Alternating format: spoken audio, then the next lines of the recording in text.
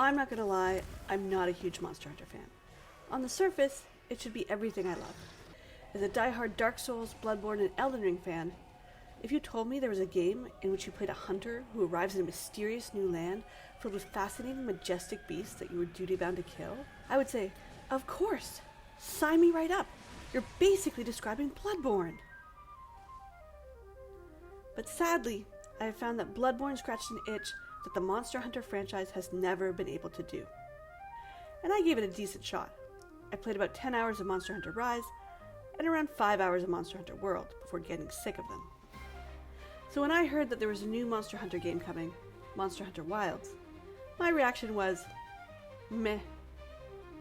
I passed on the opportunity to test it out at Paris Games Week last year, and I downloaded the beta in early February but barely touched it. But last weekend, something made me decide to give Wilds a go. Maybe it was all the targeted marketing that finally wore me down. Or maybe I was finally tired of playing Elden Ring over and over again. Who knows? But I decided to try out Monster Hunter Wilds. And you know what? It didn't suck.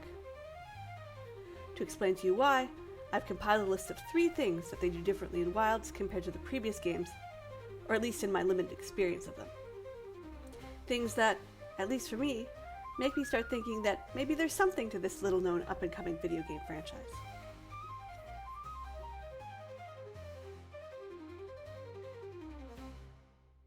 In my own very personal opinion, Monster Hunter's cardinal sin is that, to be very blunt, I just don't care about anything that happens in those games. Monster Hunter games are famous, or infamous, for being very light on story. Now it's true that when a game has an engrossing story, I do appreciate it.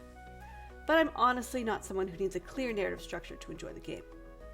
Hell, I put 160 hours into Helldivers 2, and the story there was quite minimal. But what Helldivers 2 shares with the Soulsborne games is a fascinating, addictive world that keeps you wanting to uncover its secrets. Because you know that what you're first presented with is just a facade, and a more complex and usually sinister reality is waiting for you to discover. It is this search that sustains me, even in the face of immense difficulty, because I know that when I finally beat this hard boss or complete this hard mission, I will have more knowledge of the mysterious world that I'm immersed in. In my, I'll admit, limited experience of Monster Hunter, it doesn't seem like there's anything going on under the surface. Or if there is, they hide it really well. It's kill the monster and make some cool pants out of its body.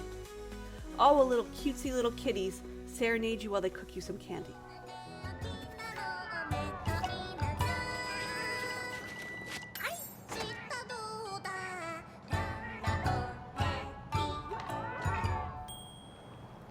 It's like way too much sweetness for me.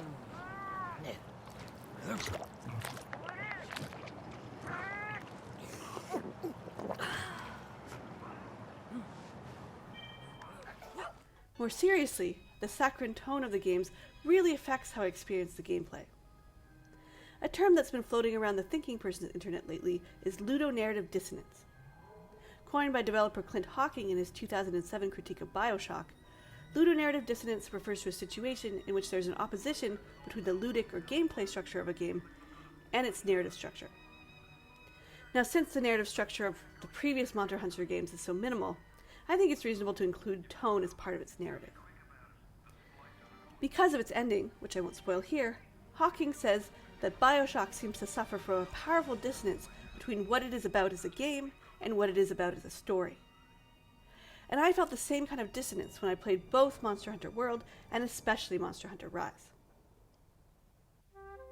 For example, in Rise, all you know is that some monsters are probably going to attack the village, so you better go kill them.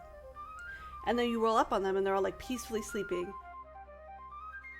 And you're like, rise and shine, motherfucker! It's definitely an are we the baddies moment. Now the more recent Monster Hunter Wilds still has this excessively cheerful tone. But, as many reviewers have noted, its story is much more developed this time around. Although this doesn't completely dispel the dissonance, and I don't find the story particularly interesting or compelling, at least you have a little bit of a better idea of why you're there, and in what possible way a professional murderer could be, helping nature.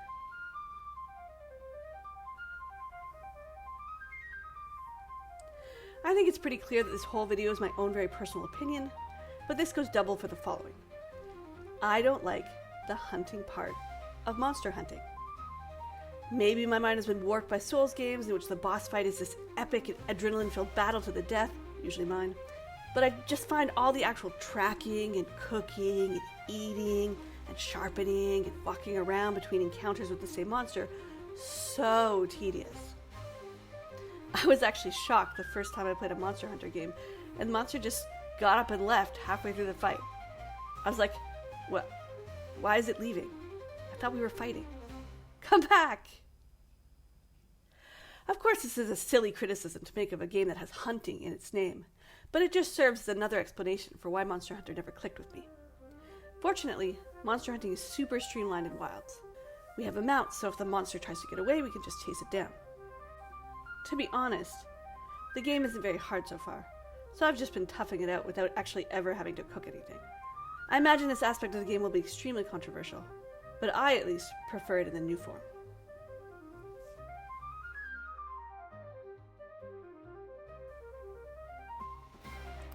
I've been really impressed by the colorful cast of monsters that I've fought so far in Wilds.